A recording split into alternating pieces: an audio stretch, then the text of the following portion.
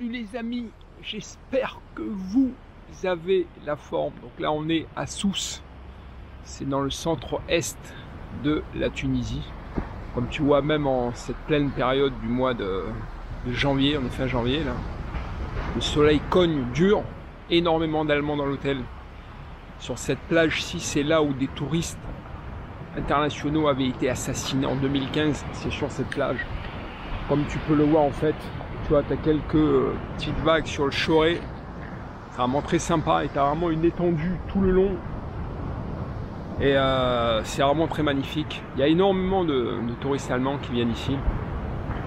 C'est vrai que l'hôtel, il est quand même énorme. Là, je vais te montrer, là, je suis sur le devant de l'hôtel. C'est vrai que les formules sont plutôt intéressantes. Je remercie un mécène, Zoher. C'est le représentant il a la carte en fait Nippon pour toute la Tunisie qui m'a invité ici. Je le remercie infiniment.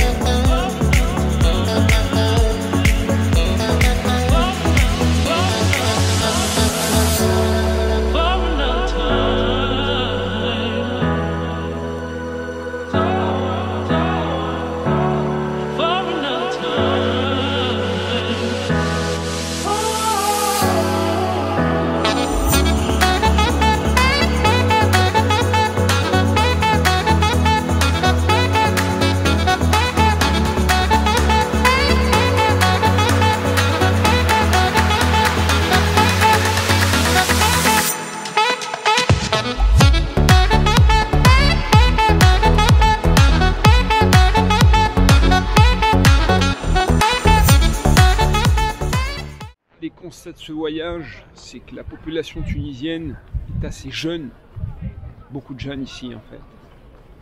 La population à un certain âge, on les voit moins. D'ailleurs, beaucoup de jeunes Tunisiens, du fait de la situation économique, rêvent de partir ailleurs en Europe ou au Canada. Ça, c'est pour les plus, on va dire, fortunés et pour les plus diplômés. C'est vrai qu'il y a un peu une fuite des cerveaux, va-t-on dire. Parce que même les jeunes issus de familles assez aisées ne restent pas ici, de peur d'un avenir en fait qui est assez morose. Que c'est vrai que depuis le départ de Ben Ali, la Tunisie n'a jamais retrouvé en fait sa situation économique qu'elle avait alors. C'est que le tourisme avait pris un coup de massue, notamment ici à Sousse après les attentats de 2015. Mais pour un touriste, ça vaut le coup puisque c'est vraiment sympa et pas cher. C'est vrai qu'il faut toujours profiter des récessions économiques pour aller en fait en voyage. Et ça permet de pouvoir avoir de belles choses pour pas cher. D'ailleurs, même les hôtels 5 étoiles sont seulement 60 €. Ce qui est incroyable, même impensable en Europe. Mais c'est le cas ici. Tu vois, si tu veux aller en voyage, un petit vol pour aller jusqu'à Monastir, seulement 100 € l'aller-retour. Et tu as un hôtel pour seulement 60 € à 5 étoiles, que demandez plus. Bon, allez, ciao les studios.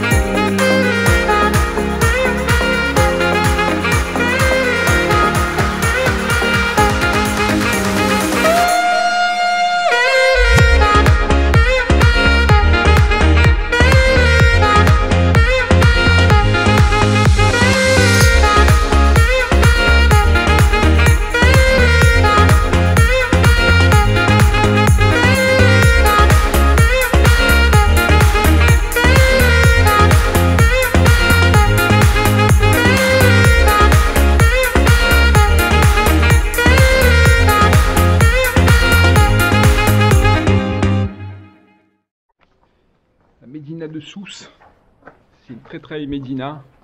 C'est là où les premiers islamiques du Maghreb se sont installés.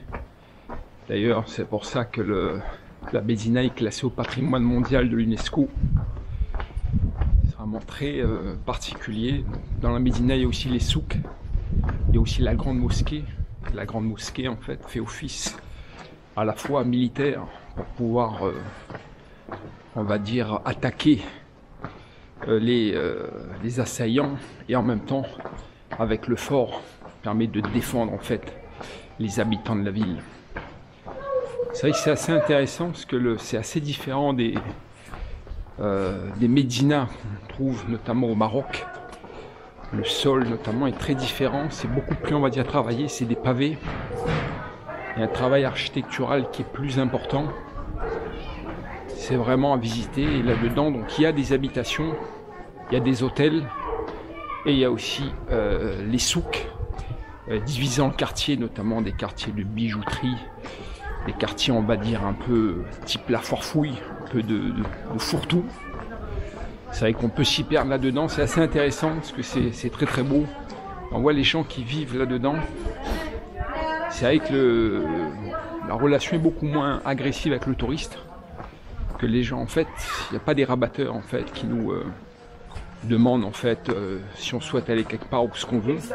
C'est ça qui fait que c'est plutôt, on va dire, sympathique. Le profil est très différent avec les touristes.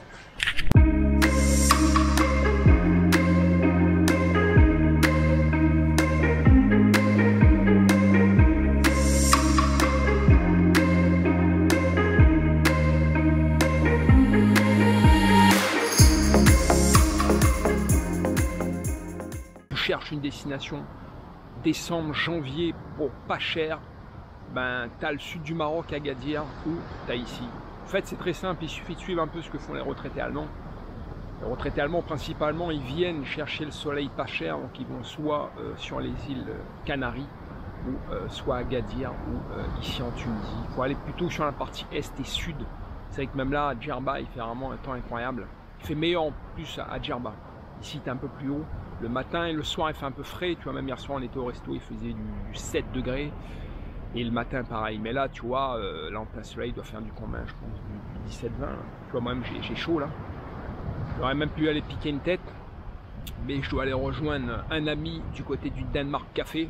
Petit café sympathique, hein, qui est assez sympa, assez branché. Parce qu'ici en fait tu as soit des établissements en fait très petits, et après des établissements on va dire très haut de gamme. C'est-à-dire où, après haut de gamme c'est relatif parce que ça reste quand même pas cher pour un Européen. C'est vraiment bradé, parce que c'est vrai que ici comme le tourisme on a vraiment pâti, donc ça se voit à l'époque, tu avais à peu près on va dire 1 euro ça valait 2 dinars, au meilleur de la forme c'était 1,75 dinars, aujourd'hui tu vois avec 1 euro tu as 3,3, 3,4 dirhams, tu vois, donc ça fait que c'est vraiment pas cher. Par contre l'immobilier reste cher.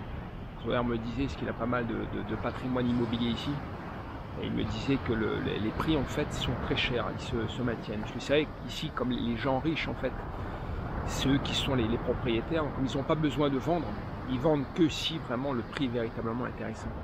Sinon ils ne vendent pas. C'est un peu comme en France, même quand on a des crises économiques, c'est-à-dire le prix de l'immobilier en fait baisse légèrement, mais il a tendance à se maintenir, parce que ça reste quand même une valeur refuge pour beaucoup de gens. C'est pour ça que si quelqu'un, bon, il cherche à faire quelques investissements, c'est vrai qu'ici, si c'est bien placé, ça vaut le coup. Mais aujourd'hui, c'est devenu déjà, on va dire, très cher.